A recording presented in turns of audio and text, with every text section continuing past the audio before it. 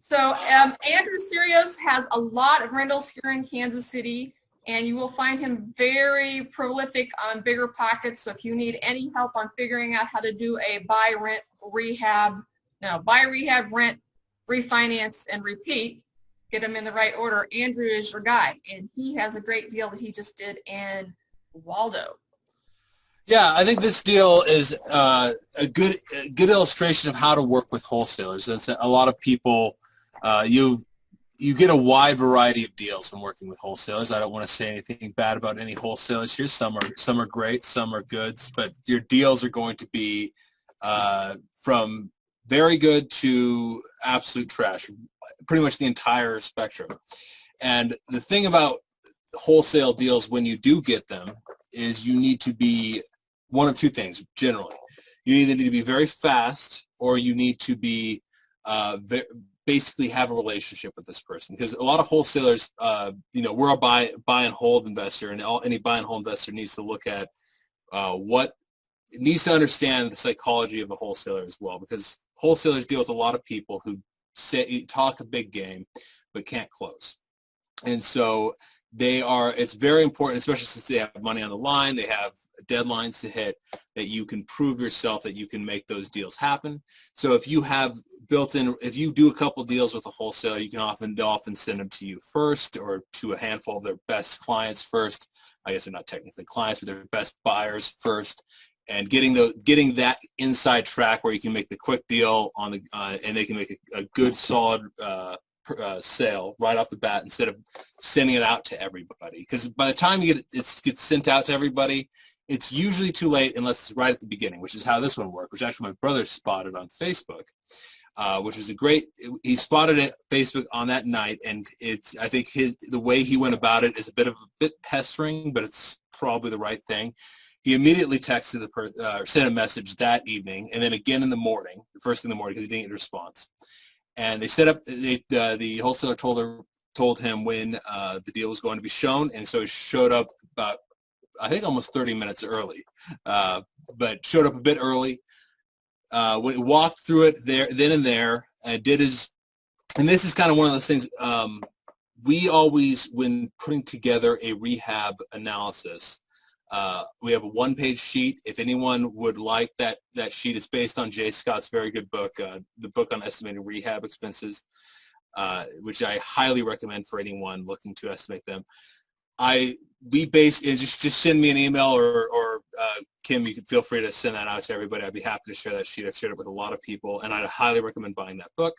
But we run a quick rehab estimate, and then we add in a 20% contingency for anything we can't see.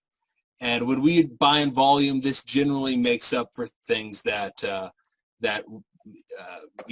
we'd miss. That could be issues behind the wall. The plumbing's bad, electrical's bad. Sometimes we're low, sometimes we're high.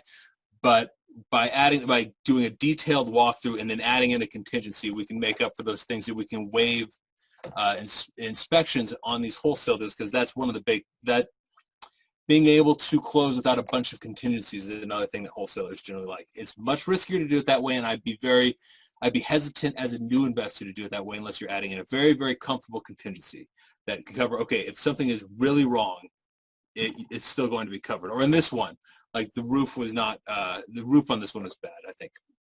And so other issues like that, assume the worst, that the HVAC is very old. Assume it's got to be replaced, especially if you can't get the power on in time.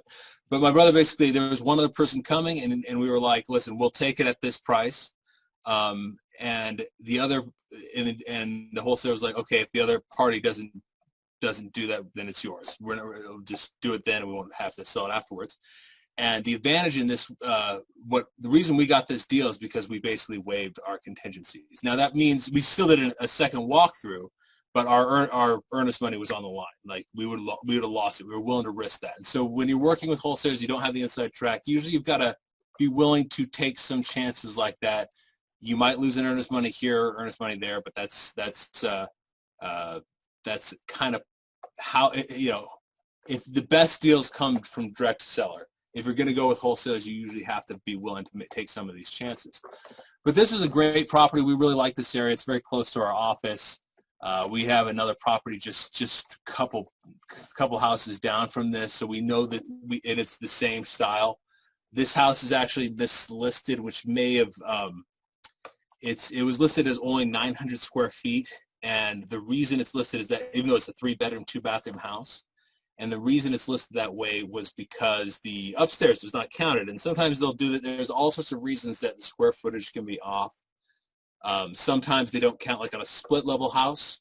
You walk in, you go upstairs, there's the kitchen, a bathroom, 3 bedrooms. Downstairs is another, a living area, another bedroom and a bathroom, and a utility closet. They don't count any of that square footage because it's like two feet underground, even though there's still windows looking outside. It's basically square footage, but sometimes it's not counted.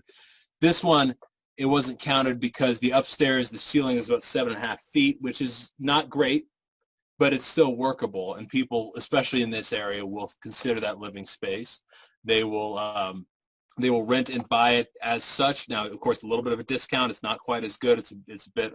It's certainly not ideal, but it's still effectively living space. And my experience with appraisals and sales is they always count it. It's just a little bit. You got a little is taken off, but it's still there. So don't go straight off of the square footage of the county. And sometimes I'm not sure if it was true with this one, but we've certainly had other cases where we've seen properties that were mislisted, sometimes bedrooms and bathrooms, and I think we've gotten advantages, kind of less competition on those. But this is a 3-bed, 2-bath house. It needed a good amount of work. Pretty much every surface needed to be touched. The structure was fine. There's no foundation issues, no plumbing issues, no electrical issues. It was an upgraded panel. We always look and make sure it's not a fuse box or a push-matic, check for that. But pretty much needed to replace the appliances, replace the new paint on the interior, new paint on the exterior. Some sheetrock repair, particularly in the garage, which was a bit of a mess. New countertops, new paint the cabinets, new poles. So a bit of a trash out, some landscaping, removing all that bush in front, as you can see. It is very, very dated throughout the entire house. A lot of doors need to be replaced. And when it all added up, we came to $40,000 repairs. Nothing, again, and that includes the holding cost and that includes the contingency.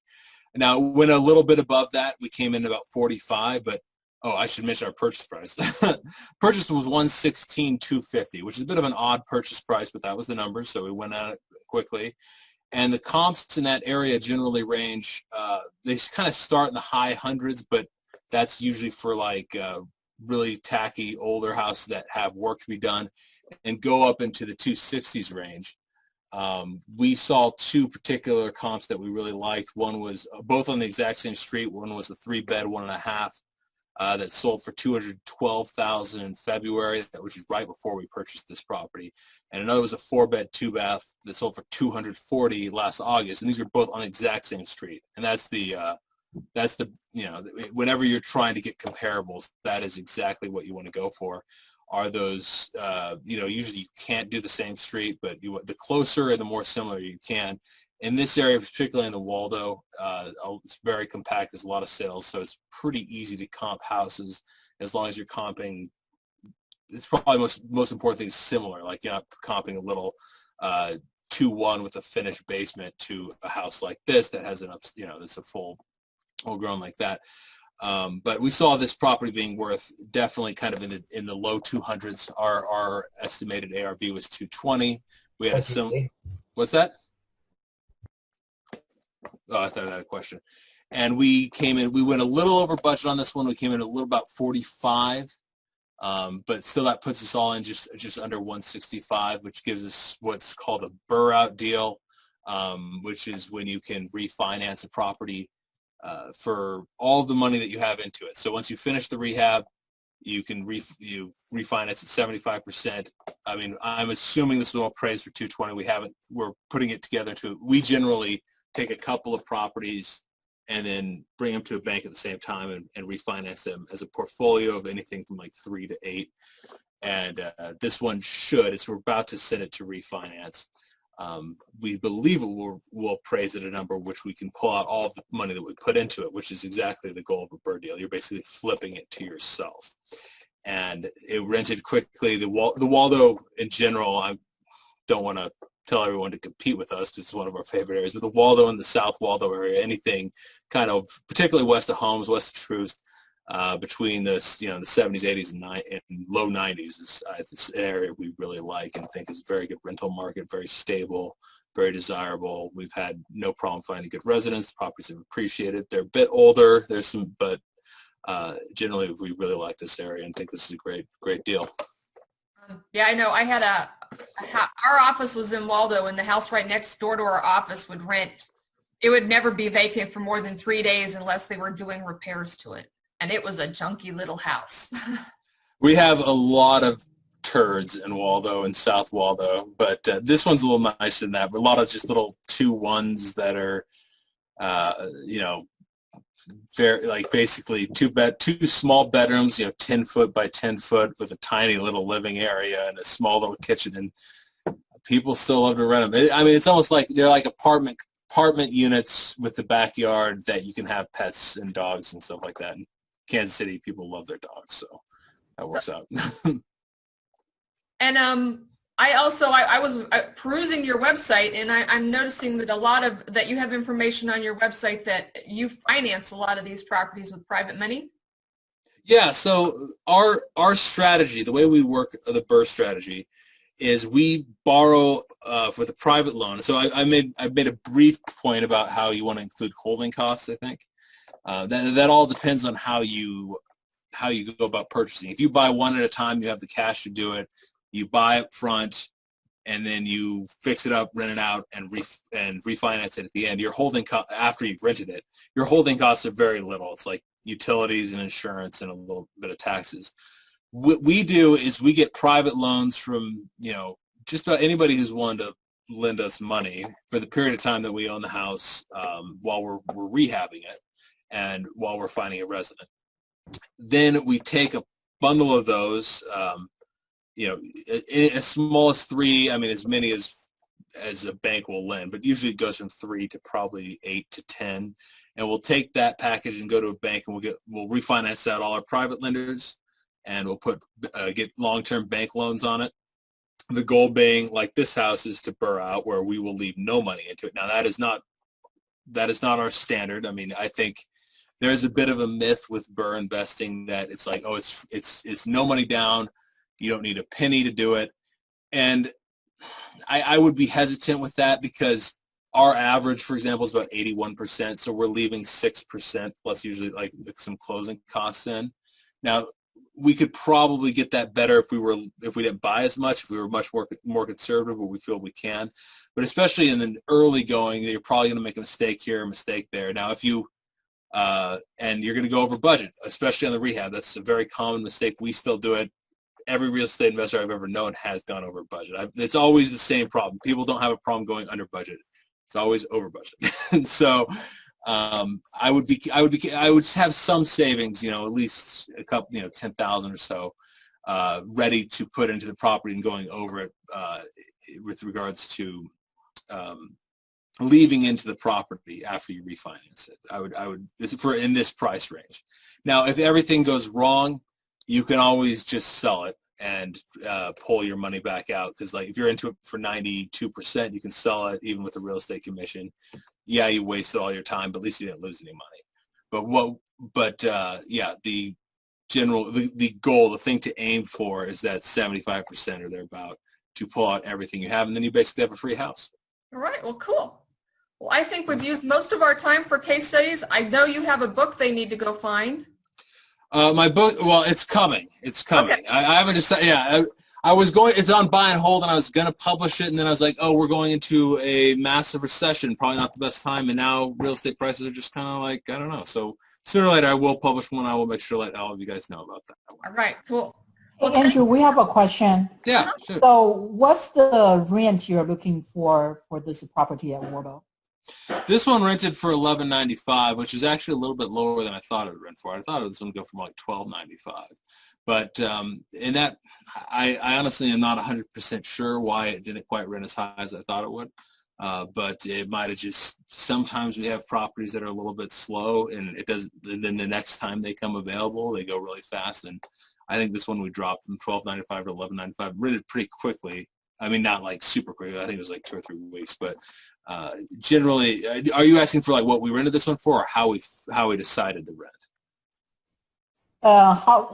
Well, it was like we were just curious, like what's the rent you were getting over there? Because my investor and I were talking on the other chat, and then I told her it's not going to be the deal she's looking for, but she doesn't believe me. I just want to prove it. Thank you. No All right. Well, we're going to move forward. Be sure to reach out to Andrew at Stewardship Properties, or find him on BRRRR, and you can find a wealth of information from Andrew on BRRRR.